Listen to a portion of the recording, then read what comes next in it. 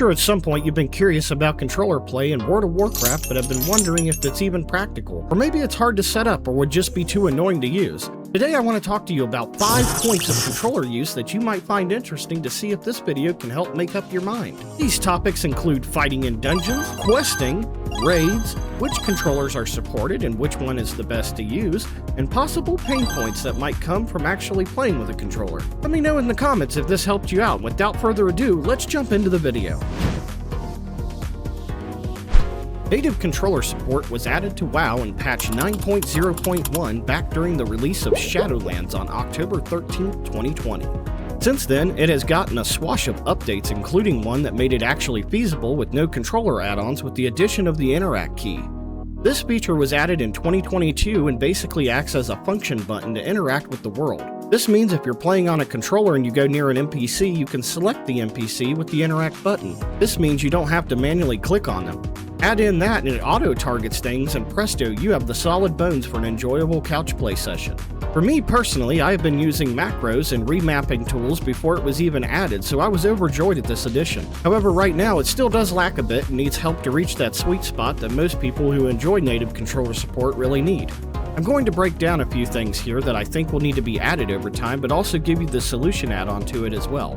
With that little bit of info dump out of the way, let's actually jump to the first hurdle, and that's number 5, pain points. WoW's native controller support isn't even enabled by default, so if you thought about hopping in with it working automatically, then you might get confused why it doesn't work. This can easily be fixed by typing in the command /console gamepad enable and smashing the enter button. This will add your controller buttons to the hotbar on your screen. You will now see if you move the joystick around, it's in working order. You can now go through and set up your interact key button I talked about earlier, probably enable the auto loot tick, or look at different things you can possibly achieve in the settings. For me personally, I love the UI revamp that came out, and I thought it was a much needed addition to the game. However, for the sake of controllers, I feel like it could evolve like a Pokemon or digivolve like a Digimon. There's also no ring commands, and a lot of advanced things one might expect from native controller support. My answer to that is an add-on called Console Port. This simple add-on revamps the UI for a more controller-friendly version and gives you tons of customization options, from rebinding keys like vanilla does, but also adding in ring bars and a whole slew of additional goodies. I've already covered key bindings in my WoW playlist, so I'll spare you that here. If you're interested in how to set that up though, you can check out that video. Now, controller support even with console port isn't perfect. Sometimes quest items won't work from the quest log and you have to click them manually.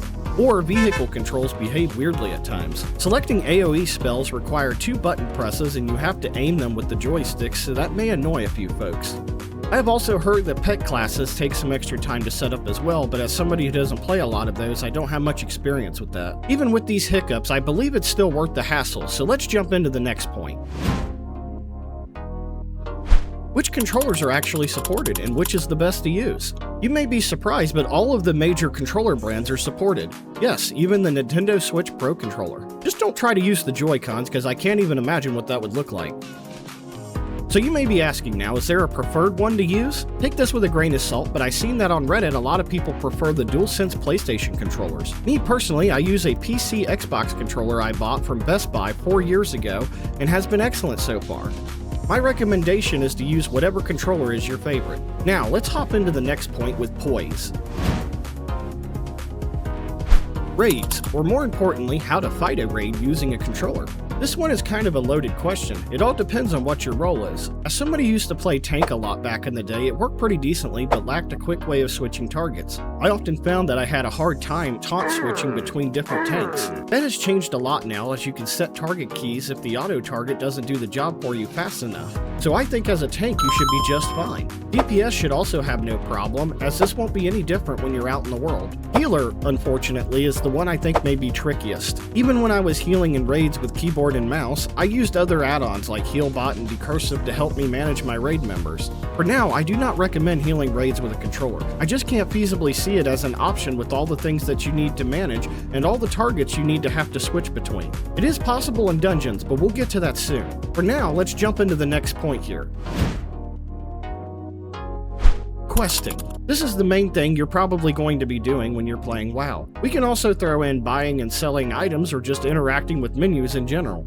A lot of menu interactions can be mapped to buttons like any spell or ability can. You can use your D-pad to scroll through things just as if you were playing an online game on the console. While this is fine, I much prefer the look and feel of the Immersion add-on, which makes the quests as a dialogue text box, in which you can actually use a button to move through the quest text in a more RPG-like fashion, instead of it being squished on your screen all in one big read. Regardless of how you prefer to take quests, using the interact button in the D-pad to select rewards will work perfectly, so crack open a cold beverage and relax on the couch while you play. Last but not least is Dungeons.